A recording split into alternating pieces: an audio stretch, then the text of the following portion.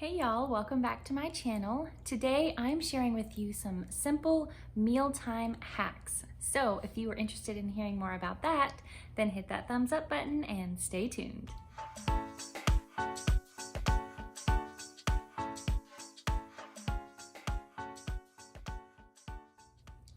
Well, welcome to another Simple Homeschool Life Hack series.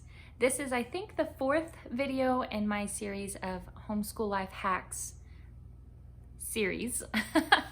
I've been doing everything from school supplies to organization hacks to laundry hacks. I think that laundry one was a homeschool hack. I'm not sure. But anyways, if you are new to my channel, welcome. My name is Sharaya Maurice and I'm a homeschooling mama of 3 kiddos, ages 1, 3, and 5. And I like sharing videos on how you can simplify your homeschool to save you time, money, and your sanity. So if you enjoy that kind of thing, then be sure and hit that subscribe button. Turn on the little bell icon so that you can be notified of all of my latest videos. And if you'd like to get a behind the scenes look at our homeschool, you can follow us over on Instagram at @the_Sharaya_Maurice. Now, like I said, today I'm sharing some mealtime hacks with you. So it's back to school season, everyone's starting back up at school, and I've noticed that the question is, what do I eat for lunch? What do I pack for lunch? I want some healthy meals, all that kind of thing. And so today I thought it would be a good time to share with you some of my mealtime hacks that have helped me simplify the process of meal planning, meal prep, and all of that. So I'm going over breakfast, lunch, and dinner, how we do it around here to keep it simple on me and make our meal times smooth and easy. So the first mealtime hack for you I have is what's called a mealtime schema. Now, I am not the creator of this concept. I believe I'll have to link her in the description box below. I found her off of Instagram, and I think her name is Rachel Alsbury or something. Anyway, she came up with this idea of having mealtime schemas where you have a specific meal plan for every meal, and then you just go through that same meal every week. So essentially what this mealtime schema idea is planned ahead meals that you know you'll have depending on the day of the week. So for example, for our breakfast schema, I have it listed out that this is what we have on each of these days throughout the week. So on Sunday, we have pancakes. On Monday, we have muffins and fruit. Tuesday, oatmeal and yogurt. Wednesday, waffles and smoothies. Thursday, Dutch baby pancakes and fruit. Friday, French toast and yogurt. And Saturday, eggs, bacon, and toast. So I know every Sunday when I wake up, we're having pancakes for breakfast. I don't have to think about it. Every Wednesday I wake up, I know we're having waffles and smoothies. I don't have to think about it. I have it listed so that I can remind myself over time, but essentially, that is what the meal schema is. So I have applied this to not only breakfast, but to lunch, and I've kind of put a twist on it for dinner as well. So for breakfasts, it's also kind of general. So like for Tuesday, I have oatmeal and yogurt. We can have oatmeal bars. We can have overnight oats. We can have oatmeal pudding, like however I want to make the oatmeal. So I've kind of made it customizable to how I feel that day. So I'm not tied down to a specific plan, but I can take that ingredient or that idea and put it to whatever I'm feeling like that day. So if I wake up and I don't feel like having oatmeal bars, I can make regular oatmeal. Or if I wake up on,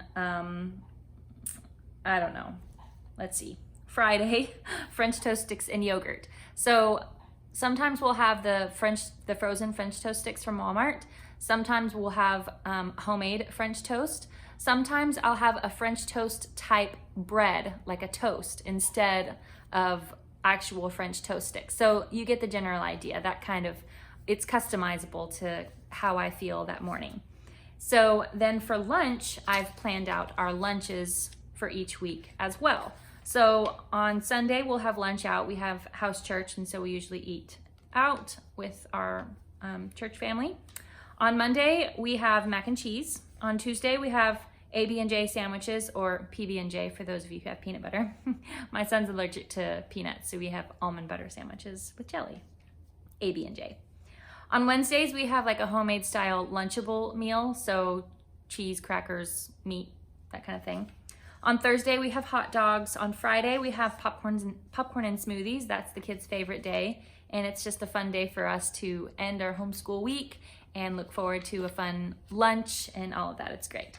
And then Saturday, we have chicken nuggets. Now, I always have a fruit and a veggie with all of those meals each week. So I know that we're gonna have AB&Js on Tuesday, we're gonna have some sort of fruit, and we're gonna have some sort of veggie, usually carrot sticks. My kids kind of, you know, what kid really likes veggies? Carrot sticks we have a lot of, and those green snap peas, sometimes we have those. And honestly, sometimes I just change it out for chips or pretzels or whatever we have on hand. So I know we've got the basis, and then I can build out from there. And this also makes my meal, my grocery shopping planning for the week much easier, because all I know is I just need to get the ingredients for these specific things, and we have what we need all the time. So if we're low on mac and cheese, I need to buy a couple boxes of mac and cheese. If we are low on hot dogs, then I need to buy some hot dogs for the week. So it really makes it simple for me to plan ahead and grocery shop accordingly. And so then for the dinners, I've tried that meal planning where I plan out each specific meal for the week and I prep ahead and all that stuff. But what usually ended up happening is I would come to that day and I wouldn't feel like having the dinner that we had planned for.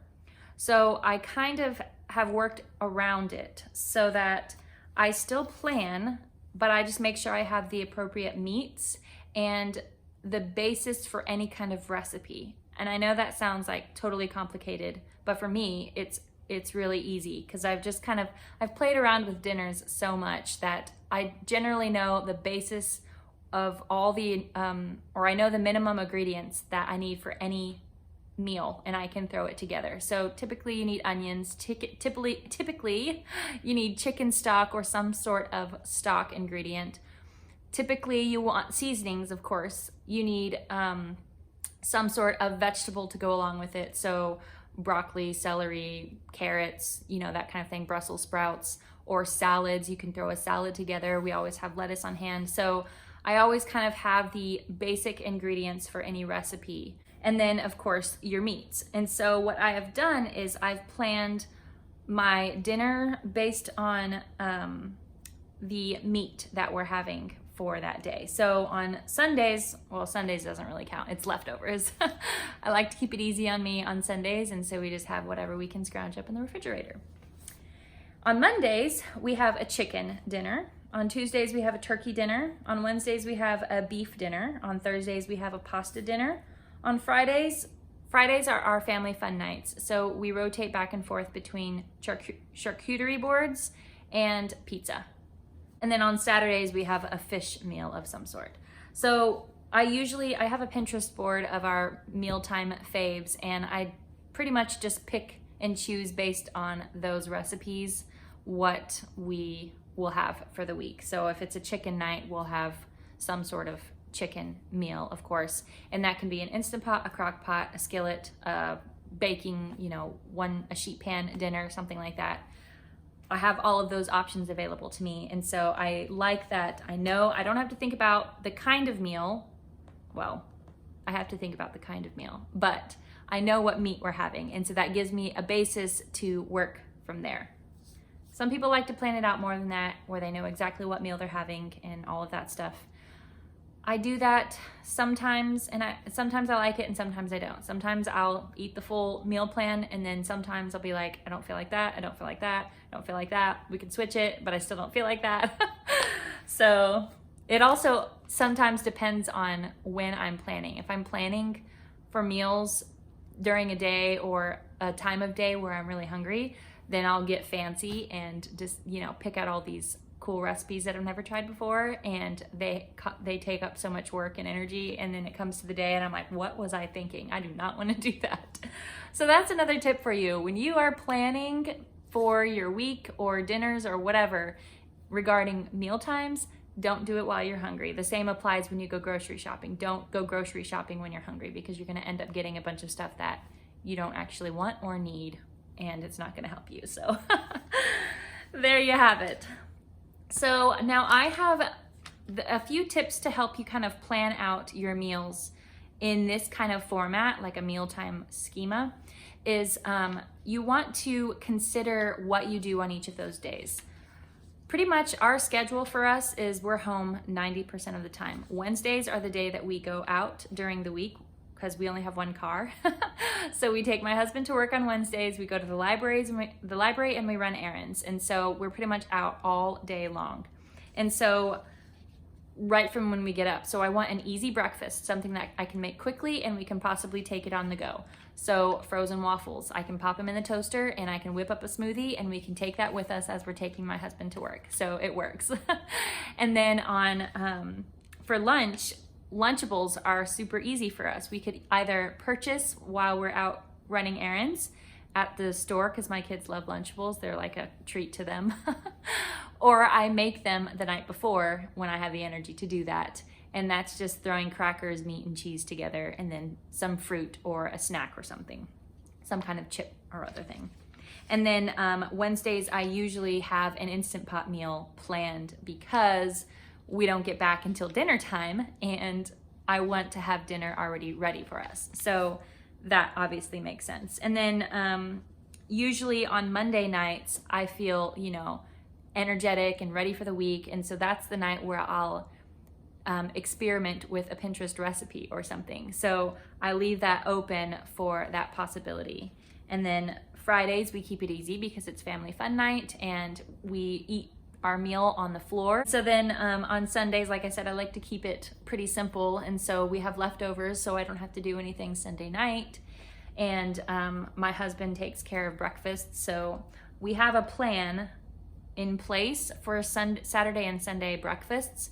But usually he picks and chooses. So if he decides to make eggs, bacon, and toast on Saturday, then he can. But if he wants to make something else or take us out, which is usually what happens, then that's up to him. I don't have to worry about it. So he's got breakfast. Okay, so that is the mealtime schema and a few tips and tricks thrown in there when planning. Also, I did mention this, but I want to circle back to it, and that is to pack lunches. On Wednesdays, like I said, is our day where we're completely out of the house, and it was just easier for us to pack our lunches. But I have seen homeschool parents take this a step further and pack lunches every day, even if they're at home, because it saves them time.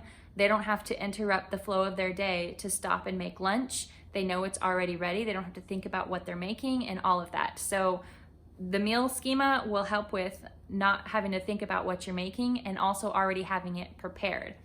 And so I do that just for the one day because we're out just one day a week. But if you're out multiple days a week, or packing your lunch would be more ideal for you given your schedule during the week, then I highly recommend having it prepared the night before and do what public school people do, and that's pack their lunch the evening before school the next day. That way they don't have to think about it. So that's a good idea for you. And then the last thing I wanted to mention for meal times was snacks. So I think that every homeschooling family struggles with this because I know I do, and I've heard a lot of others, and that is the snack issue. Because we're home all day or most of the day, and it seems like the kitchen is just a revolving door and the kids constantly want to eat something. They're like little hobbits, right? And so I have experimented with it in so many different ways, and I think I finally settled on the best plan for us. And so what I have put in place is a snack bowl, and I shared this a little bit in my summer day in the life video, but I wanted to get into a little more detail about it because I have changed it a little bit since then. So I used to buy big packages of like raisins and dried mango and dried fruit, applesauce. We had pretzels and goldfish, the typical snacky stuff. just in bags, and then I would take individual plastic baggies and portion them out myself. And that just became too tedious for me, too much work to do in preparation for the week, in addition to all the other stuff that I was doing. And so that just didn't happen.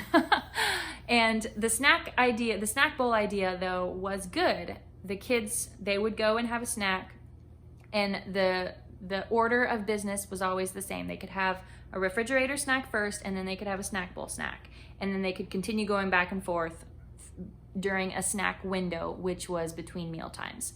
And then that snack window would close after like 3:30, because then we'd have dinner, you know. And I wanted them to be hungry for dinner. So that was the old system, and it's kind of the same, but it's a little different. So now we have it to where I actually purchase prepackaged snacks in the little bags. They're super expensive, and I hated doing this, but it was so much more helpful to me because I just don't have the time to portion out all of the snacks, you know. And they only come in like 6 to 8 packages, and when you have 3 kids during the week and they have multiple snacks a day, then that gets, you know, they eat up a box in a day or a half a box or whatever. So it was just so expensive to do it that way. But then I realized that I can control how much they get into the snack bowl. So what it's become is they have a chance at the snack bowl and then a chance at the refrigerator snack, and that's it. They have a snack between meals, between breakfast and lunch, and between lunch and dinner, and then they're done. And so that limits the amount that they can take out of the snack bowl, which is really helpful because then it saves us money on these expensive prepackaged snacks. So they can choose to have their snack bowl snack in the morning or in the afternoon, but once they choose it, they're done.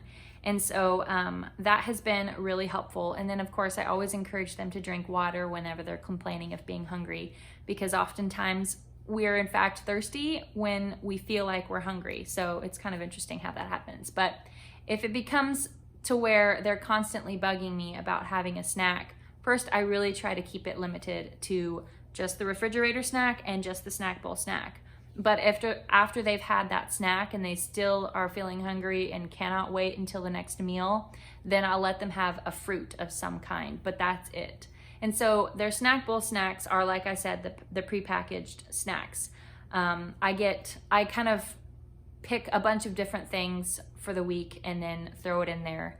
And sometimes I'll hold back some of it for the following week. Like we'll get a package of 12 applesauce pouches, and I'll put 6 in the bowl, and then I'll mix that up with like fruit roll-ups or fruit snacks and goldfish, popcorn bags, and I try to keep it healthy generally, but you know, it's snacks, so other than fruits and vegetables, how healthy can you get, right? So that's why I incorporated the refrigerator snack. And so for that, they'll have like a yogurt tube, a cheese stick, they'll have a boiled egg. They can also have an applesauce if it's the refrigerated applesauce. They can have fruit always and veggies always. But of course, you know, what kid ever picks having veggies? If yours does, then you're doing something right. Because mine just never want to eat like anything I give them, I guess. So so that is the snack bowl system that has worked for us. One snack between meals, snack bowl snack or refrigerator snack, and that's it. And then drink lots of water. So that's everything, I believe, all of the mealtime hacks that I have for you. I hope that this video helped you. If you have any mealtime hacks that I didn't mention, I would love to hear them, and maybe they will help me as well. So leave them down in the comments below and hit that thumbs up button. Be sure and subscribe, turn on the little bell icon so that you can be notified of all of my latest videos, and I will see you in the next one.